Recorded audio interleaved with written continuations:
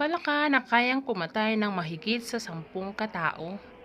Naniniwala ba kayo? Yes guys, in this video is pag-uusapan natin ng isang klase ng palaka na sobrang makamandag at kayang makapatay ng mahigit sa 10 katao.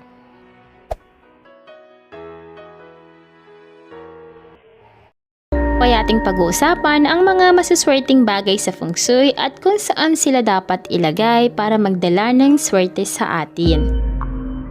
Number 1. Feng Shui Lucky Bamboo. Ang Lucky Bamboo ay sumisimbolo ng pangmatagalang magandang kapalaran, paglago at pagpapagaling.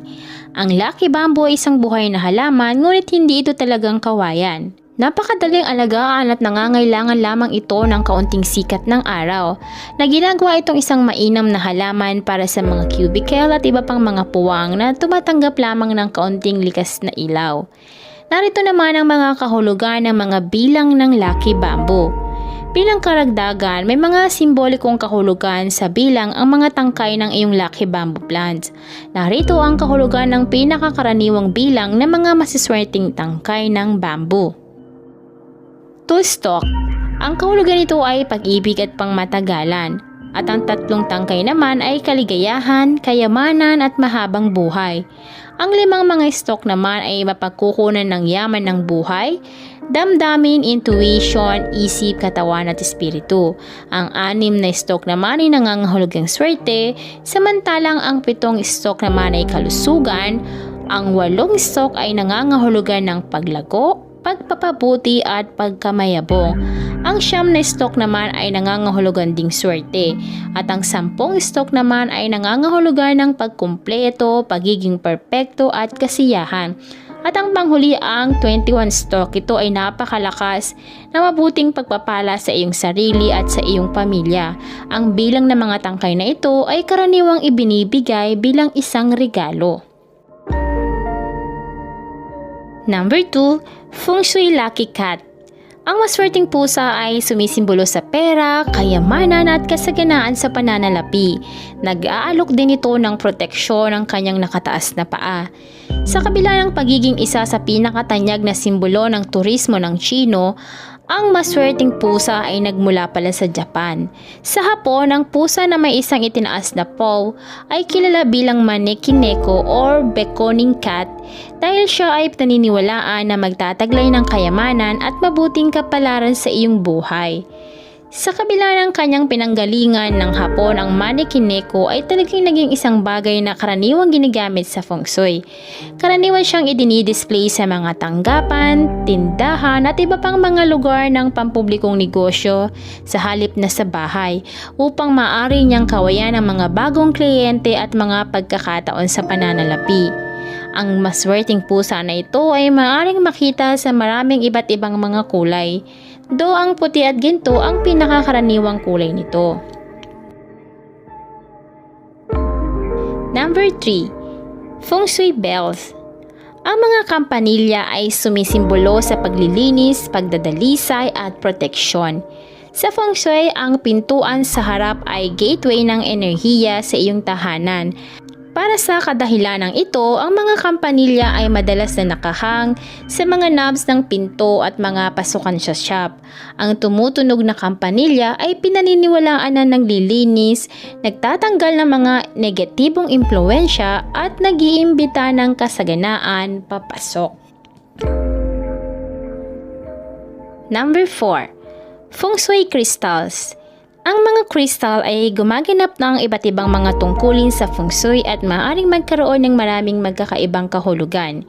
Ang malinaw, inukit na mga kristal na gawa ng tao sa hugis ng isang bilog or water drops ay madalas na nakahang, karaniwan mula sa isang pulang tali, sa mga sunlit windows kung saan sila ay kumikislap at punan ng silid ng positibong enerhiya. Nakahang din ang mga ito sa mga mahabang pasilyo at madilim na sulok upang matulungan ang pagkalat ng mga tulog na enerhiya na nagtitipon-tipon sa mga nasabing lugar. Ginagamit din ang mga kristal na bato sa feng shui at ang bawat batong ito ay may sariling partikular na kahulugan at katangian. So narito ang ilang uri ng mga crystal na gemstone na ginagamit sa feng shui kasama ang kanilang mga kahulugan. Ang number 1 ang rose quartz. Ito ay alam naman nating tungkol sa pag-ibig, pagmamahalan at attraction. Ang amethyst naman ay pagkakaisa sa pamilya, kaalaman at karunungan at katahimikan. Ang hematite naman ay para sa proteksyon. Ang jade ay para sa harmony, balanse at swerte. Ang citrine, pagpapahalaga sa sarili. Ang tiger eye naman ay proteksyon at paglilinis. Ang ammonite ay sirkulasyon ng walang lakas sa enerhiya at katatagan. Ang malinaw na quartz naman ang paglilinis at pagdadalisay. At ang amber ay tungkol sa kalusugan. Number 5, Feng Shui Mystic Nut. Ang mystic nut ay nakakaakit ng mahabang buhay na puno ng kaligayahan at magandang kapalaran. Karaniwan itong matatagpuan sa pula. Ang simbolo na ito ay nagmula sa katutubong bapor ng Chinese knotwork na nagsimula sa dinastiyang Tang higit sa 1,000 taon na ang nakalilipas. Kinakatawan nito ang siklo ng Buddhist ng kamatayan at muling pagsilang at kasama ang simbolo ng kawalang hanggan sa pattern na ito na paulit-ulit na 6 na beses para sa swerte. Ang pattern ng infinity knot ay madalas na kinakatawan sa labas ng knotwork bilang isang inukit o pininturahan na disenyo. Ito ay pinaniniwalaan na makikinabang sa bawat aspeto ng buhay ng isang tao. Kaya madalas itong matatagpuan sa mga alahas, keychain, mga charm ng kotse at iba pang mga portable na items, pati na rin sa palayok, wind chime at iba pang mga items sa dekorasyon sa bahay. Number 6. Feng Shui Pagoda. Ang pagoda ay isang simbolo ng pag-iisip at espiritu.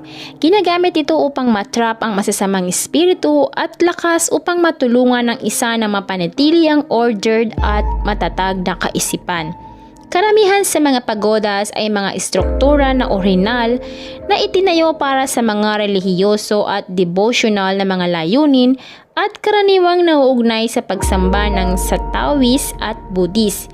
Ang mga estatwang pagoda ng Feng Shui ay mga representasyon ng mga gusaling iyon and come in 5, 7, or 9 na mga tier.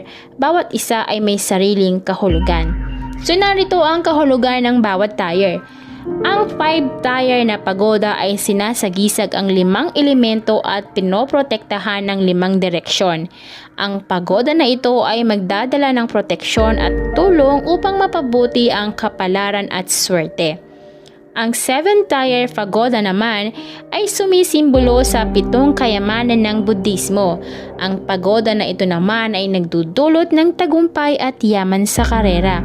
Samantalang ang 9 tier na pagoda ay sumisimbolo ng kapritsyo, pagiging perpekto at katatagan. Ang pagoda na ito ay mahusay din para sa pag-aaral at tagumpay sa karera. Pinipigilan din ito ang masamang kapalaran. Ang mga estatwa ng pagoda ay madalas na ilalagay sa mga mesa ng mga mag-aaral para sa pag-aaral ng swerte at sa desk ng tanggapan para sa career luck. Feng Shui Lucky Coins. So ang mga lucky coins na ito ay ginagamit sa Feng Shui para mag-imbita ng kayamanan at magdala ng magandang kapalaran. Ang mga lucky coins na ito ay karaniwang mga barya ng Chino na may isang square hole na pinutol sa gitna. Ang mga barya na ito ay bahagi na rin ng tradisyon ng Chinese New Year at madalas na itinitrintas kasama ang isang pulang laso at inahang ito upang maakit ang kayamanan sa bagong taon.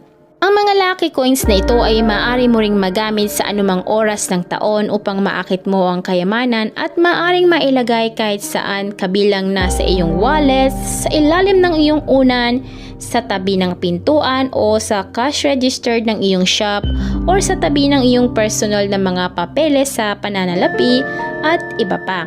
Maaari mo rin namang igrupo ang iyong mga barya sa ilang mga makabuluhang numero para sa isang particular na epekto.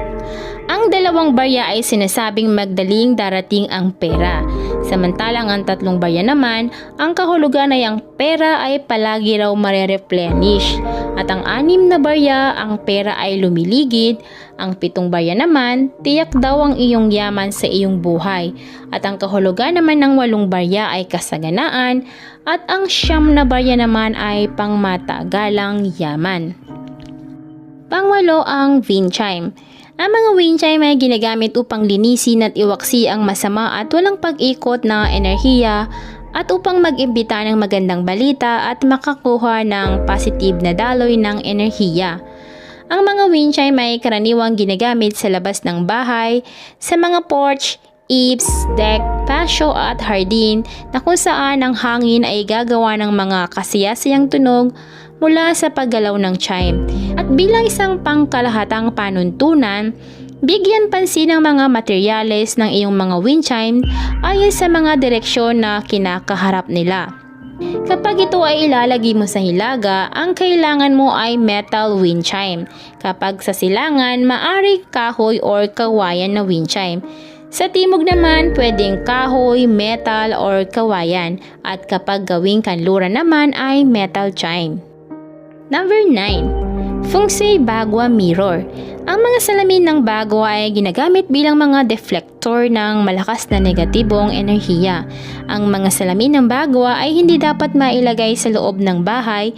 Itinataguyod nila ang mahusay na feng shui lamang sa labas ng isang bahay or negosyo. Dahil ang mga ito ay deflector ng negativity, ang salamin ng bagwa ay maaring mailagay sa mga direksyon ng mga masamang kapitbahay, mga estruktura na nagdidirekta ng masamang chi sa iyong bahay o lugar ng trabaho at iba pa.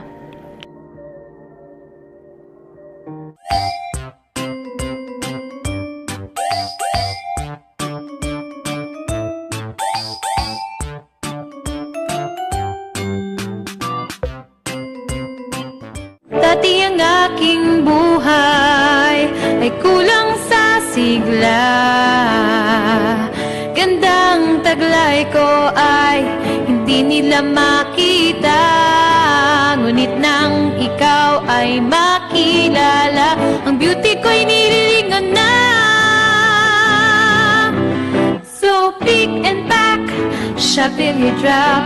Sa isa shop, gaganda ang buhay. Pick and pack, shop till you drop.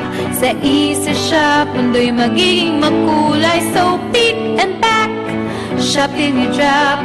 Sa isa shop, gaganda ang buhay. Pick and pack, shop till you drop. Sa isa shop, mundo'y magiging makulay. Mundo'y magiging